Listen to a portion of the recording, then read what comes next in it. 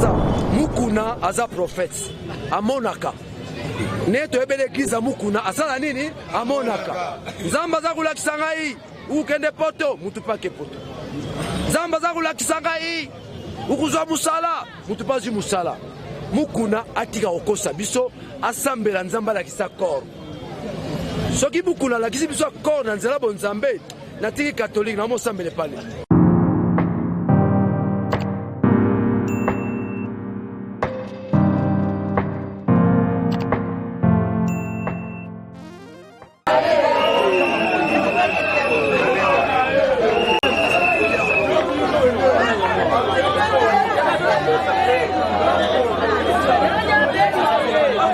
Oui, merci. Nous sommes connectés par rapport à la mission de China Tindika. Avec ton Kintia, tu as la prison centrale à Makala, nous sommes à base à Mwana Mboka, Mike Mukeba, honorable, ou Malero, tout ça, déjà à la prison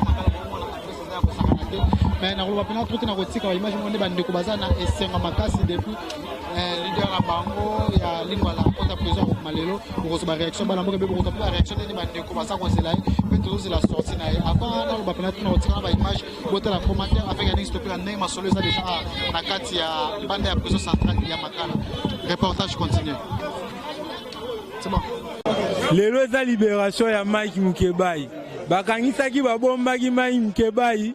Mais Mike Mukebai lelo aza libéré. Ba commissaire lisusu munene, ba commissaire lisusu très puissant. Siko ya on est na ligne loba, état que quinois, état que congolais, état que mwana lamuka. Nazolo bana bino, yo Golden Boy. Bino mo faire souffrir ve na prison. Ve lelo aza libéré. Comment siko bani sur makasi? Bon se préparer. Et là on a na ebza bino, guerre bandi biso na bino. Guerre bandi biso na bino. Ozoka. Bakangisaki babombaki ve mais bakomisi souve puissamment. Ya on est na loba guerre bandi. Biso na bino to bandi guerre. Ozo comprendre. Bitumba eza politique to bitumba vraiment ya bitumba. Non, bitumba eza politique. Bitumba eza politique. Biso tondo bimisa vérité o etalani ya mboka ba megestion mboka mais balingi te ke to bimisa vérité wana eta ke ba leader na biso balobela biso ba meki ko lobela biso sur mambo ezoleka na Congo mambo eleka na Kinshasa bakengela biso leader mais lelo jour J libération Mike Mukebai eza yone tozo isa bango passer Golden Boy. Bon préparer guerre. Guerre politique et bandit. Mal à l'aise. Oh bolingaki. Yango et bandit lisusu. Organiser Mike Mukebai ya kufa. Mike Mukebai ya kufite. Mike Mukebai ya sekui. Aye susu makasi. Toza la libération de Mike Mukebai. C'est quoi olobani na bakino? Na bakino. Na zolo banabino. Bo zalaka makasi. Bozara na sima ba leader kinois, bozara na sima ya Daniel Safu, bozara na sima Mike Mukebai, bozara na sima Dos Nomasi, bozara na sima Failu. Politique ezongi elengi na écran. Ozomo elo nazo senga ba jeune kinois bolamuka. Eza era la lisusu te. To c'est biso kinois. Na sengi na bino merci. Na ndenge bo interviewer ngai.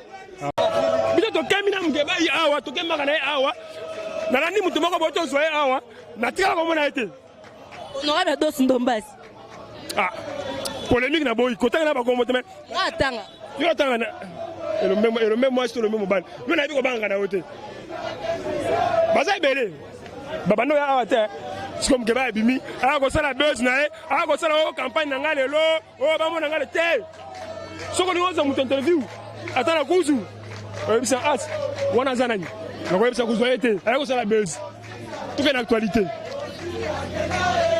Mwana mboka lelo honorable Mike Mukebai akobima ezali réussite ezali pe esengo pona biso banso. Merci na Zeble Congo le combattant Pata diaspora. Maman Tatiana o ali témoin oculaire que batalibanda ba soutenir biso trop. Ba o mingi banda ko le gala nzela Maman Tatiana mosala salama ki na ndenge longobani na bo na lingala na bo sembo nyonso ndenge esengelaki napesi bino matondo mingi lelo mwana mboka elombe mobali Mukeba Inkoso Ike Michel député provincial alongi etumba toye tobimisa ye po esika na ye yalaki awa te esika na ye ezali na kati ya assemblée provinciale kuna esika abanda kosala mosala na ye après wana nazongi après zala kopesa bana poto merci matondo mingi na ye na Kinshasa awa bato nyonso bakongole oyo bazwaki likambo ndeko Mukeba na motema moko matondo mingi mpona bango nzambe apambola bango azongisela bango ebele mabondeli na bango basoutien na bango financier physique en tout cas esali mosala na yango lelo Mukeba libanda mingi mpe na presse congolaise plus particulièrement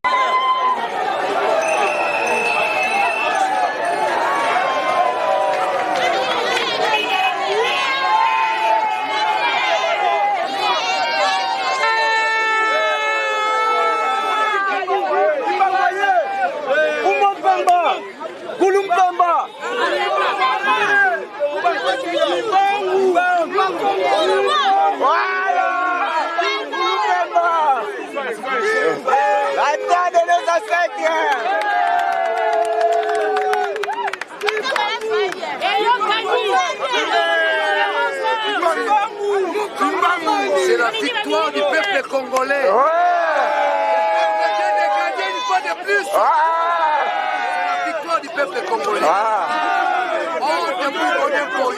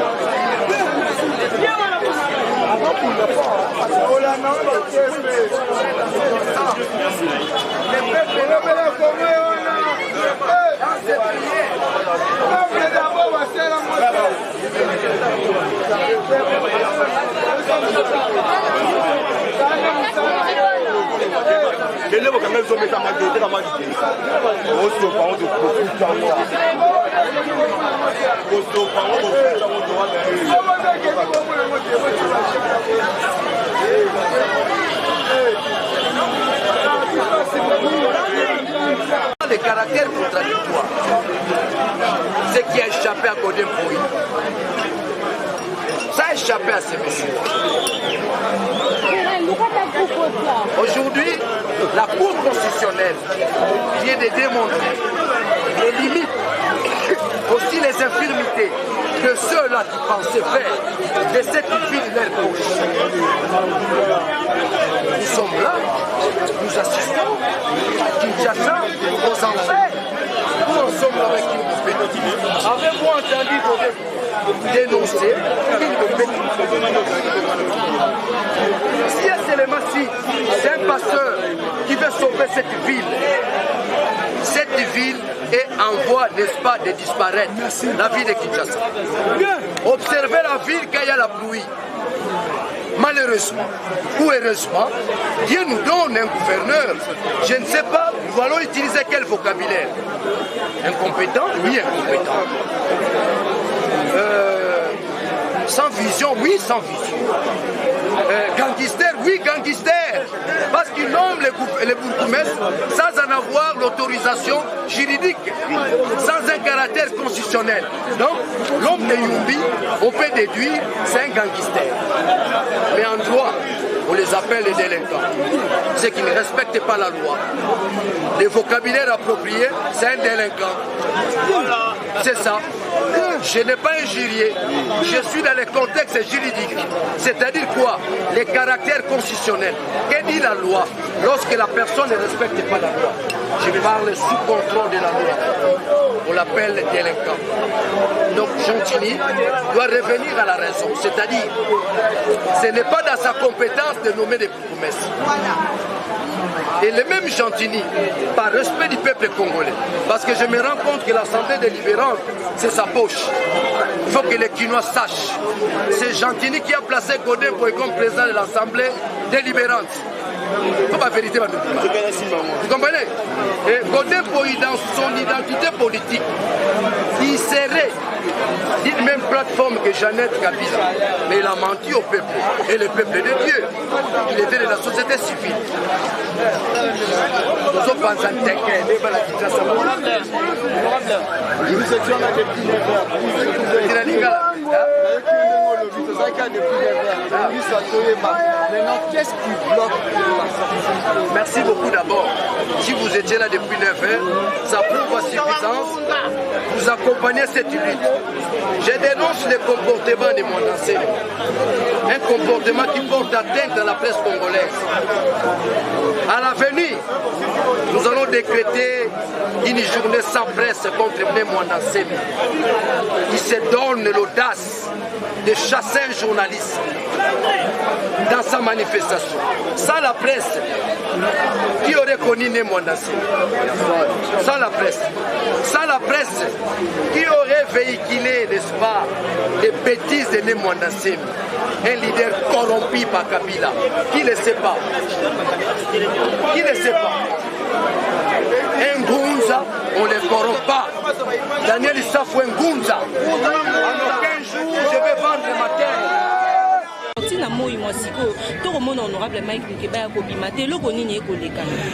Bon, on a sûr que Rolandi avocat Mike Mukeba, ils sont beaucoup plus attitrés à l'aspect juridique. Le Kotoyo qui est que les rapporteur juge Bokona.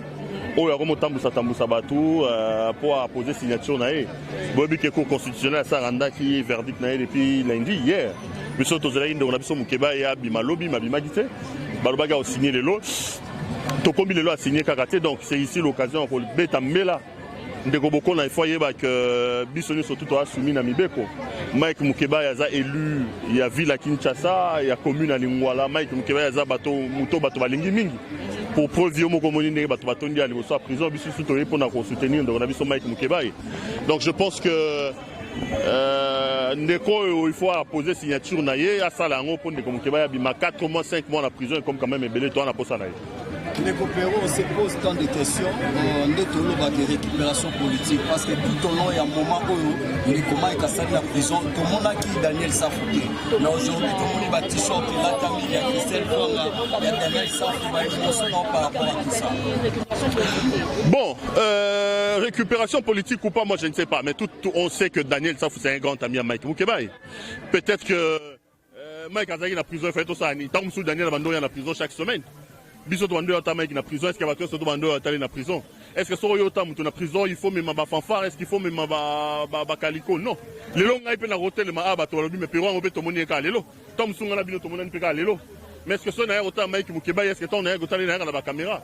Non, Mike c'est azamuto abatu. C'était un ami à nous tous. Je pense qu'il faut pas trop polémiquer autour ya bato ba yego luka ke Mike abima hein. Eza jour à Esengo, eza la muto atala Mike Mukeba ite, eza la muto a soutenir Mike Mukeba ite. Mike aza ars de Noé. Mike a sangisa bato.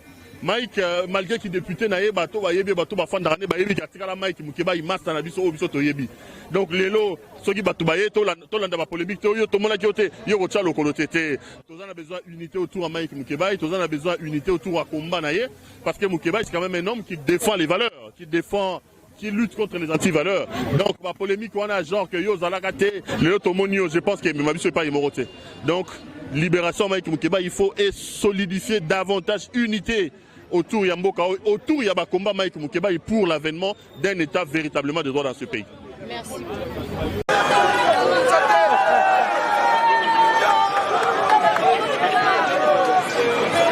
Voilà.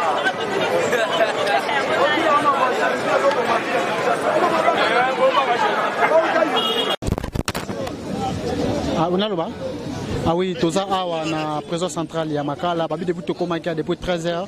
Tisiko c'est la libération ya honorable Mike Mukeba. Mais Tozo mona Tisiko mouvement Oje banate bazo c'est la document OF ba signé.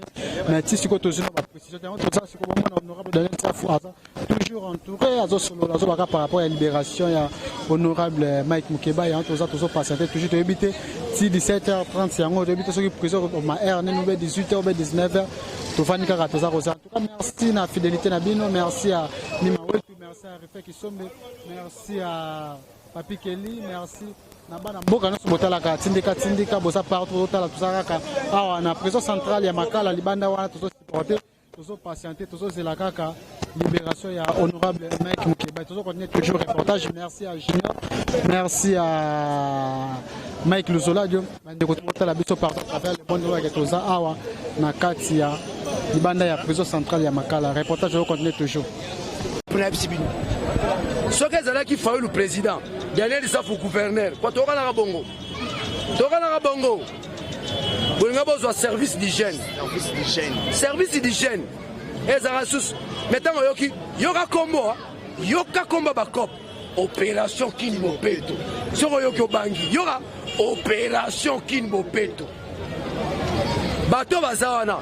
Est-ce que tu évalues en bongo zo bimane za mbonga gentilité et za mbonga contribuer be kinois ozolanda ye gentilité la kisabiso na bimisa ki combien et sali boni pour za mbonga na hotel babengango na politique biso bazo kamba dali sabiso boni bonozo kamba donc boye bango Kinshasa toza na biso ne likiateo toza na 2023 ba dernier chef d'abord au pouvoir tout service d'hygiène biso to koli na ngumba Kinshasa bako benga bango bakapita bako tala ba toilette banzela ba chef du quartier ba kina fa ye gentil suspend de ba bukumès assistant ba chef du quartier net nga la quartier na mawa na bi chef du quartier na ngato.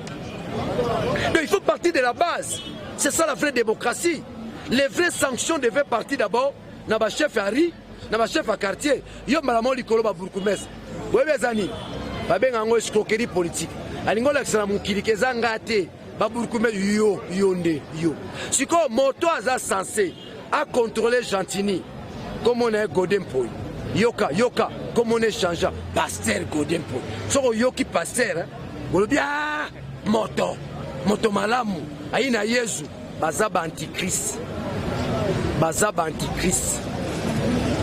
Yesu lobi na Biblia na tanga suka bakoya bakotanga kombo na ngai Toma tuni nzambe tokoyeba ndenge nini oh nezaleli na bango nelobeli na bango netambo na bango na misala na bango yo mona motalati rouge bleu vert yango zanganga oh elatela bo yo mona moto lolendo moto azana lolendo aza moto azana nguya nzambe te tala misala ba kosala na mboko tala misala ba kosala Kagame a suspendu 6000 églises après ces conditions. Yambote, au sein de l'église comme pasteur, ça a 3 ans philosophie. Bisoko baram talamgina tongo au prophète. Bana kisasa mukuna aza prophète. Amonaka. Neto ebe l'église a mukuna asala nini? Amonaka. Zamba za kula kisangai ukende poto mutupa ke poto. Zamba za kula kisangai ukuzwa musala mutupa zi musala. Mukuna atika okosa biso asambela nzamba la kisa kor soki mukuna la kisi biso kor na nzela bonzambe natiki catholique namosambele pale ozala na ngai banehemi ya bible basala yango nehemi ya FCCT ya bible basala yango ozala na ngai bamona makambo de pour vous dire que libération Mukebai c'est la grande joie tozwi Kinshasa na pete ya konyoka mate bolanda bango te balandi nzela molia ozala na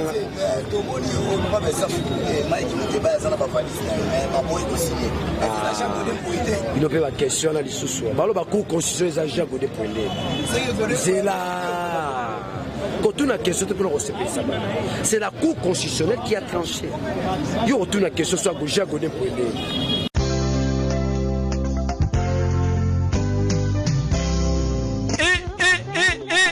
La République démocratique du Congo, Andekonanga Kinshasa, fini les brûlures des appareils électroménagers et des équipements électroniques lors des surtensions, des fluctuations de tension, chute de tension, ainsi que des coupures de neutres ou présence de phase sur les fils neutres.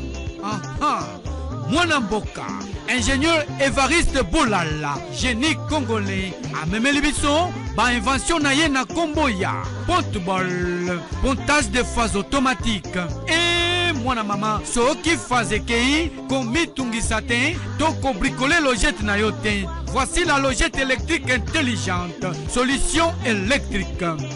Ponte-ball avec groupe, wana pona ba groupe électrogène. Logette électrique intelligente. Oko raté ba match na TVT, ball phase, basculement automatique entre deux lignes électriques en fonction du nombre de phases, yango pe ezalio manchon bolala. Sokyo kangina yango câble connexion et kozi kalisusu teo. Kokamouin, nos adresses 10e rue Limité résidentielle, Petit boulevard Lumumba.